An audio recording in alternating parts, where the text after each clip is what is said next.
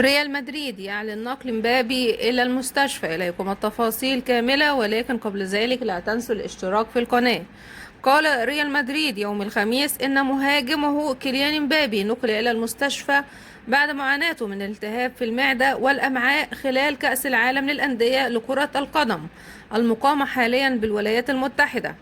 وأضاف ريال مدريد في بيان: لاعبنا كيليان مبابي يعاني من التهاب حاد في المعدة والأمعاء، وتم نقله إلى المستشفى للخضوع لمجموعة من الفحوصات واتباع مسار العلاج المناسب.